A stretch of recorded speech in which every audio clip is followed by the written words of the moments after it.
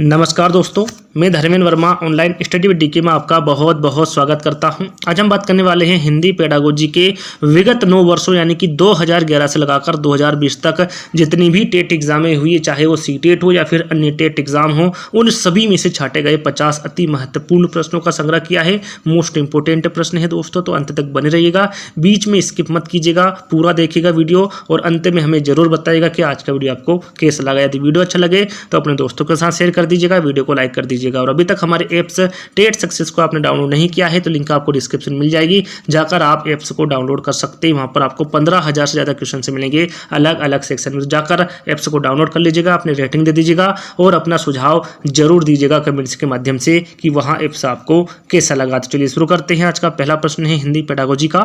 यहाँ पर मैं ज़्यादा समय नहीं लूँगा, प्रश्न पढ़ते ही उसका आंसर बता दूंगा। जितनी जल्दी हो सके मैं इस वीडियो को समाप्त करने की कोशिश करूँगा। तो यहाँ पर पहला प्रश्न है, निम्नलिखित में से अध्यापन कौशल में सम्मिलित नहीं है। तो यहाँ पर हमारा राइट आंसर होगा लेखन कौशल। लेखन कौशल अध्यापन कौशल में सम्मिलित नहीं है, यहाँ पर सेकंड वाला विकल्प हमारा सही रहेगा। चलिए अगला प्रश्न है, सूक्ष्म शिक्षण का समय क्या होता है। तो यहाँ पर जो सूक्ष्म शिक्षण का समय होता है वो 5 से 10 मिनट का होता है। सूक्ष्म शिक्षण का समय यहाँ पर भी सेकंड वाला विकल्प हमारा सही रहेगा। चलिए अगला प्रश्न है, यहाँ व्यक्तिगत अनुदेशन की एक विधि है जिसमें बालक क्रियाशील रहकर स्वयं की गति से सीखता है तथा अपने उत्तरों की तत्काल जांच करता है। अभिक्रमिक अनुदेशन की यहाँ परिभाषा दी है। यहाँ किसने दी है अभिक्रमिक अनुदेशन की यहाँ परिभाषा? तो यहाँ पर हमारा राइट आंसर है, यहाँ परिभाषा D.L. कुक ने दी है। यहाँ पर तीसरा वाला विकल्प हमारा सही रहेगा। चलिए अगला प्रश्न है, भारत में सर्वप्रथम अभिक्रमिक अनुदेशन विधि के प्रयोग का आरंभ हुआ कब हुआ था दोस्तों? भारत में सर्वप्रथम अभिक्रमिक अनुदेशन विधि का प्रयोग तो ये हुआ था 1963 में। याद रखिएगा, भारत में सर्वप्रथम अभिक्रमिक अनुदेशन विधि का प्रयोग 1963 में आरंभ हुआ था। यहाँ पर पहला वाला विकल्प हमारा सही रहेगा।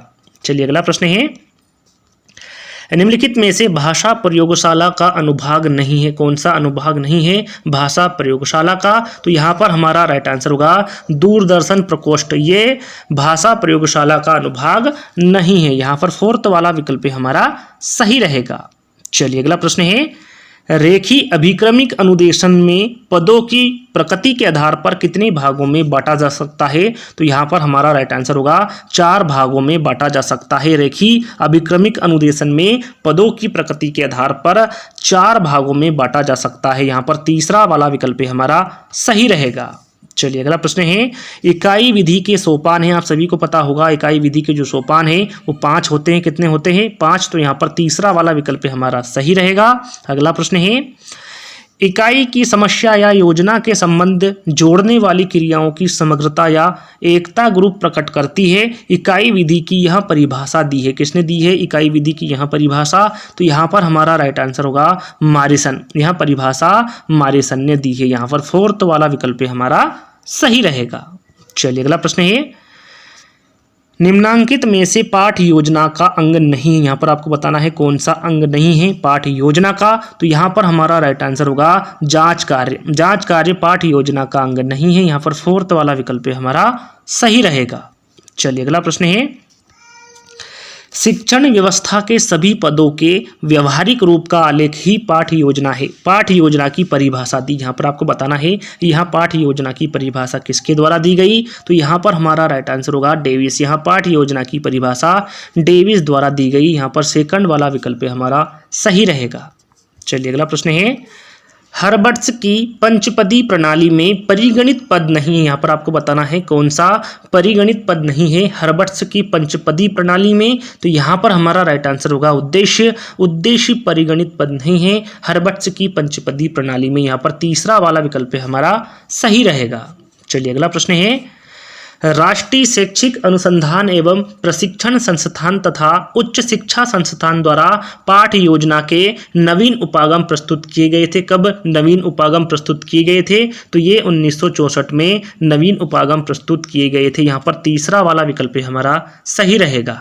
चलिए अगला प्रश्न है, पाठ योजना के विशिष्ट उद्देश्य में शिक्षण के पक्ष में सम्मिलित नहीं है। यहाँ पर आपको बताना है कौन शिक्षण के पक्ष में सम्मिलित नहीं है पाठ योजना के विशिष्ट उद्देश्य में। तो यहाँ पर हमारा राइट आंसर होगा चित्र बनाना। चित्र बनाना पाठ योजना के विशिष्ट उद्देश्य में शिक्षण के पक्ष में सम्मिलित नहीं है। यहाँ पर फोर्थ वाला विकल्प हमारा सही रहेगा।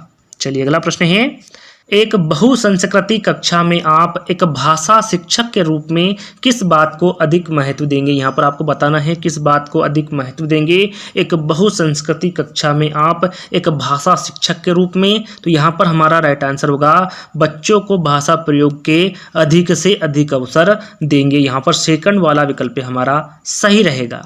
चलिए अगला प्रश्न है, बोलना कौशल में महत्वपूर्ण है। क्या महत्वपूर्ण है बोलना कौशल में? तो यहाँ पर हमारा राइट आंसर है संदर्भ एवं स्थिति के अनुसार अपनी बात कह सकना, यह महत्वपूर्ण है बोलना कौशल में। यहाँ पर तीसरा वाला विकल्प हमारा सही रहेगा।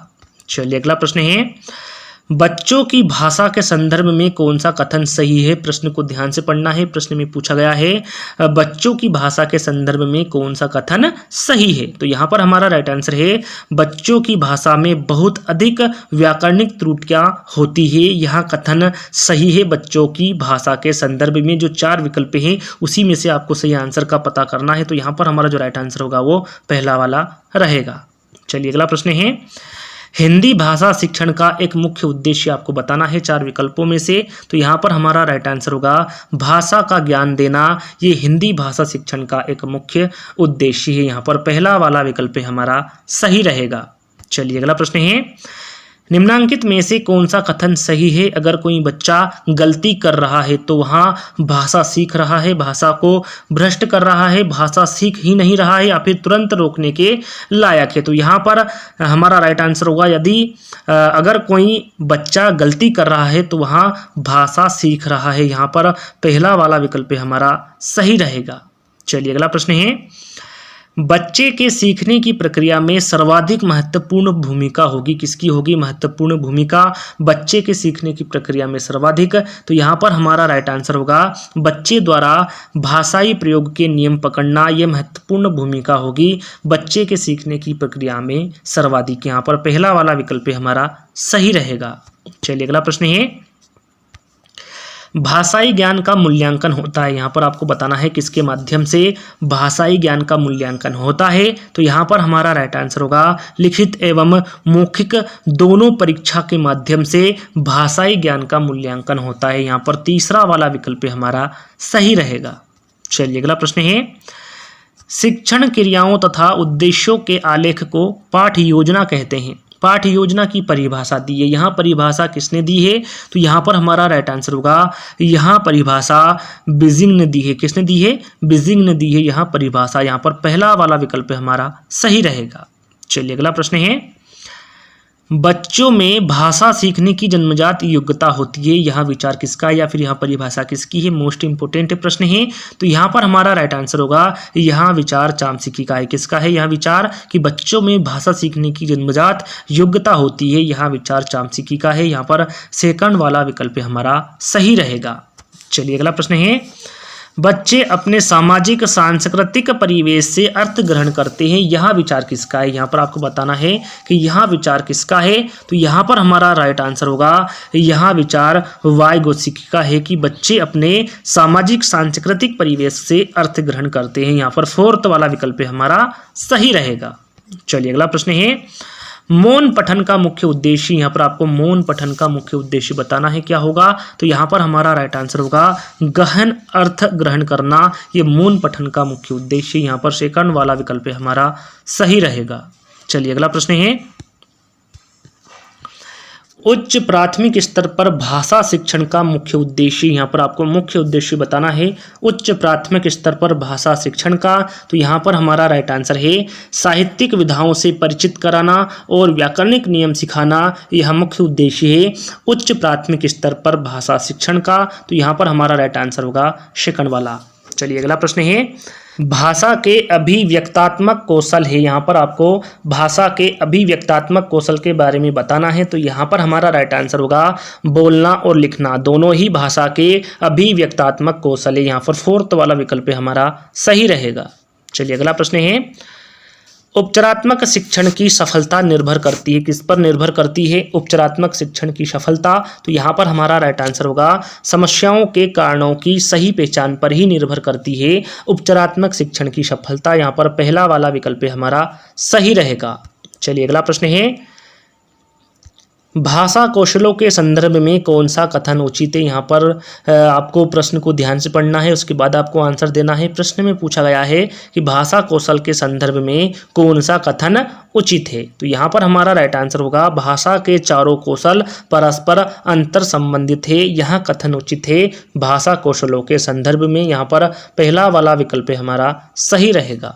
चलिए अगला प्रश्न है, भाषा अर्जन और भाषा अधिगम में महत्वपूर्ण अंतर है। यहाँ पर दोनों में आपको अंतर बताना है, भाषा अर्जन में और भाषा अधिगम में। तो यहाँ पर हमारा राइट आंसर होगा भाषिक परिवेश की उपलब्धता, ये अंतर है महत्वपूर्ण भाषा अर्जन और भाषा अधिगम में। यहाँ पर सेकंड वाला विकल्प हमारा सही रहेगा।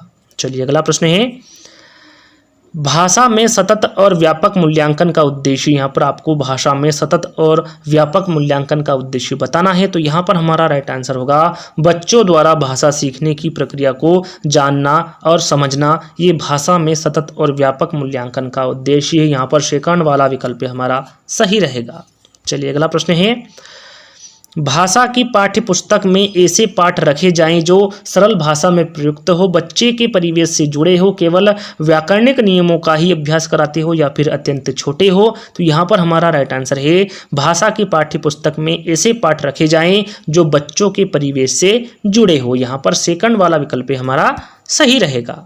चलिए अगला प्रश्न है, द्वितीय भाषा के रूप में हिंदी सीखने का मुख्य उद्देश्य। यहाँ पर आपको हिंदी सीखने का मुख्य उद्देश्य बताना है द्वितीय भाषा के रूप में। तो यहाँ पर हमारा राइट आंसर होगा दैनिक जीवन में हिंदी में समझने तथा बोलने की क्षमता का विकास करना, ये मुख्य उद्देश्य है द्वितीय भाषा के रूप में हिंदी सीखने का। तो यहाँ पर हमारा जो राइट आंसर होगा वो सेकंड वाला रहेगा। चलिए अगला प्रश्न है, भाषा के संदर्भ में निदानात्मक परीक्षण का उद्देश्य। यहाँ पर आपको निदानात्मक परीक्षण का उद्देश्य बताना है भाषा के संदर्भ में। तो यहाँ पर हमारा राइट आंसर है बच्चों की भाषा प्रयोग संबंधी कठिनाइयों के संभावित कारणों की पहचान करना, यह उद्देश्य ही भाषा के संदर्भ में निदानात्मक परीक्षण का। यहाँ पर सेकंड वाला विकल्प हमारा सही रहेगा। चलिए अगला प्रश्न है, उपचारात्मक शिक्षण की सफलता मुख्यतः निर्भर करती है, किस पर निर्भर करती है उपचारात्मक शिक्षण की सफलता? तो यहाँ पर हमारा राइट आंसर होगा समस्याओं के कारणों की सही पहचान पर उपचारात्मक शिक्षण की सफलता मुख्यतः निर्भर करती है। यहाँ पर सेकंड वाला विकल्प हमारा सही रहेगा। चलिए अगला प्रश्न है, भाषा अर्जन सहज स्वाभाविक होती है, प्रयासपूर्ण होती है, शिक्षक की आवश्यक स्थिति की मांग करता है या फिर भाषा की कक्षा में ही संभव है? तो यहाँ पर जो भाषा अर्जन है ये सहज स्वाभाविक होती है। यहाँ पर पहला वाला विकल्प हमारा सही रहेगा। चलिए अगला प्रश्न है, हिंदी शिक्षण में उपलब्धि की जांच की जा सकती है बुद्धि परीक्षण से, निबंधात्मक प्रश्नों से, प्रोजेक्टिव परीक्षण से या फिर उपलब्धि परीक्षण से? तो यहाँ पर हमारा राइट आंसर होगा हिंदी शिक्षण में उपलब्धि की जांच की जा सकती है उपलब्धि परीक्षण से। यहाँ पर फोर्थ वाला विकल्प हमारा सही रहेगा। चलिए अगला प्रश्न है, उपलब्धि परीक्षण के संबंध में कौन सा कथन उपयुक्त नहीं है? प्रश्न को ध्यान से पढ़ना है। प्रश्न में पूछा गया है उपलब्धि परीक्षण के संबंध में कौन सा कथन उपयुक्त नहीं है? तो यहाँ पर हमारा राइट आंसर होगा वस्तुनिष्ठ परीक्षा में मौलिकता का विकास होता है, यहाँ कथन उपयुक्त नहीं है उपलब्धि परीक्षण के संबंध में। तो यहाँ पर फोर्थ वाला विकल्प हमारा सही रहेगा। चलिए अगला प्रश्न है, द्वितीय भाषा शिक्षण की तुलनात्मक विधि है सिद्धांत प्रणाली, व्यतिरेकी विधि, व्यास प्रणाली या फिर तुलना विधि? तो यहाँ पर हमारा राइट आंसर होगा व्यतिरेकी विधि। द्वितीय भाषा शिक्षण की जो तुलनात्मक विधि है वो व्यतिरेकी विधि है। यहाँ पर सेकंड वाला विकल्प हमारा सही रहेगा। चलिए अगला प्रश्न है, मौन वाचन का प्रकार है। यहाँ पर आपको मौन वाचन का प्रकार बताना है। तो यहाँ पर हमारा राइट आंसर होगा व्यक्तिक वाचन। व्यक्तिक वाचन मौन वाचन का प्रकार है। यहाँ पर तीसरा वाला विकल्प हमारा सही रहेगा। चलिए अगला प्रश्न है, किसका संबंध बोलने के कौशल के विकास से नहीं है? प्रश्न को ध्यान से पढ़ना है। प्रश्न में पूछा गया है किसका संबंध या फिर 4 विकल्पों में से किसका संबंध बोलने के कौशल के विकास से नहीं है? तो यहाँ पर हमारा राइट आंसर होगा प्रतिलिपि। प्रतिलिपि का संबंध बोलने के कौशल के विकास से नहीं है। यहाँ पर 4th वाला विकल्प हमारा सही रहेगा। चलिए अगला प्रश्न है, भाषा कौशल में सबसे पहले किस कौशल का विकास करना चाहिए? यहाँ पर आपको बताना है किस कौशल का विकास करना चाहिए भाषा कौशलों में सबसे पहले। तो यहाँ पर हमारा राइट आंसर होगा श्रवण। श्रवण कौशल का सबसे पहले विकास करना चाहिए भाषा कौशलों में। तो यहाँ पर हमारा जो राइट आंसर होगा वो 3रा वाला रहेगा। चलिए अगला प्रश्न है, कौन सा कथन संगत नहीं है? यहाँ पर आपको बताना है 4 विकल्पों में से कौन सा कथन है जो कि संगत नहीं है। तो यहाँ पर हमारा राइट आंसर होगा पाठ्यपुस्तक शिक्षण का साध्य है, साधन नहीं। यह कथन संगत नहीं है क्योंकि यहाँ पर पाठ्यपुस्तक शिक्षण का साधन है, साध्य नहीं, इसलिए यह कथन हमारा संगत नहीं है। तो यहाँ पर हमारा जो राइट आंसर होगा वो 4th वाला रहेगा। चलिए अगला प्रश्न है, निम्नलिखित में से कौन सा एक प्रायोजना का प्रकार थॉमस एम रिस्क ने माध्यमिक विद्यालयों के लिए प्रतिपादित किया? यहाँ पर आपको बताना है कौन सा एक प्रायोजना का प्रकार है जो थॉमस एम रिस्क ने माध्यमिक विद्यालयों के लिए प्रतिपादित किया। तो वहाँ प्रकार उत्पादक प्रायोजना है। उत्पादक प्रायोजना थॉमस एम रिस्क ने माध्यमिक विद्यालयों के लिए प्रतिपादित किया। यहाँ पर 3रा वाला विकल्प हमारा सही रहेगा। चलिए अगला प्रश्न है, अच्छे मूल्यांकन की कौन सी एक विशेषता नहीं है? प्रश्न को ध्यान से पढ़ना है। प्रश्न में पूछा गया है 4 विकल्पों में से अच्छे मूल्यांकन की कौन सी एक विशेषता नहीं है? तो यहाँ पर हमारा राइट आंसर होगा नकारात्मकता। नकारात्मकता अच्छे मूल्यांकन की एक विशेषता नहीं है। तो यहाँ पर 4th वाला विकल्प हमारा सही रहेगा। चलिए अगला प्रश्न है, सामान्य से विशिष्ट का सिद्धांत निम्न में से किसमें प्रयोग होता है? यहाँ पर आपको बताना है 4 विकल्पों में से किसमें प्रयोग होता है सामान्य से विशिष्ट का सिद्धांत। तो ये निगमन विधि में प्रयोग होता है सामान्य से विशिष्ट का सिद्धांत। तो यहाँ पर 2nd वाला विकल्प हमारा सही रहेगा। चलिए अगला प्रश्न है, मूल्यांकन का मुख्य उद्देश्य। यहाँ पर आपको मूल्यांकन का मुख्य उद्देश्य बताना है क्या होगा। तो यहाँ पर हमारा राइट आंसर होगा अधिगमकर्ता की उपलब्धि जानना एवं सुधार लाना। ये मूल्यांकन का मुख्य उद्देश्य है 4 विकल्पों में से। तो यहाँ पर हमारा जो राइट आंसर होगा वो 4th वाला रहेगा। चलिए अगला प्रश्न है, निम्न में से कौन सा कथन सही है? यहाँ पर 4 विकल्पों में से आपको बताना है कौन सा कथन सही होगा। तो यहाँ पर हमारा राइट आंसर होगा श्रव्य दृश्य सामग्री छात्रों के लिए उपयोगी है। यह कथन 4 विकल्पों में से हमारा सही कथन होगा। यहाँ पर पहला वाला विकल्प हमारा सही रहेगा। चलिए अगला प्रश्न है, परीक्षण की वास्तविक रचना से पूर्व उसकी प्रारंभिक जांच कर लेनी चाहिए। इस प्रारंभिक जांच को कहते हैं क्या? कहते हैं दोस्तों इस प्रारंभिक जांच को। तो यहाँ पर हमारा राइट आंसर है इस प्रारंभिक जांच को पायलट स्टडी कहते हैं। क्या कहते हैं? इस प्रारंभिक जांच को पायलट स्टडी कहते हैं। यहाँ पर 3रा वाला विकल्प हमारा सही रहेगा। चलिए अगला प्रश्न है, अधिगम की संपूर्णता होती है किसमें होती है दोस्तों? अधिगम की संपूर्णता। तो यहाँ पर हमारा राइट आंसर होगा इकाई योजना में। इकाई योजना में अधिगम की संपूर्णता होती है। यहाँ पर पहला वाला विकल्प हमारा सही रहेगा। चलिए अगला और लास्ट प्रश्न है, लेखन कला का विकास होता है किससे होता है दोस्तों? लेखन कला का विकास तो ये अभ्यास से होता है। लेखन कला का विकास यहाँ पर 4th वाला विकल्प हमारा सही रहेगा। और यहीं पर हमारे जो 50 प्रश्न थे यहीं पर हमारे समाप्त होते हैं। आज का वीडियो आपको कैसा लगा कमेंट्स के माध्यम से जरूर बताइएगा। वीडियो अच्छा लगे तो अपने दोस्तों के साथ शेयर कर दीजिएगा, वीडियो लाइक कर दीजिएगा। और अभी तक हमारे ऐप्स टेट सक्सेस को डाउनलोड नहीं किया है तो लिंक डिस्क्रिप्शन में ही जाकर ऐप्स को डाउनलोड जरूर से जरूर कर लीजिएगा और अपनी रेटिंग जरूर दीजिएगा कमेंट्स के माध्यम से। तो आज का वीडियो यहीं पर समाप्त करते हैं। जल्दी ही दोस्तों एक नई वीडियो के साथ मिलते हैं। जब तक के लिए धन्यवाद। जय हिंद।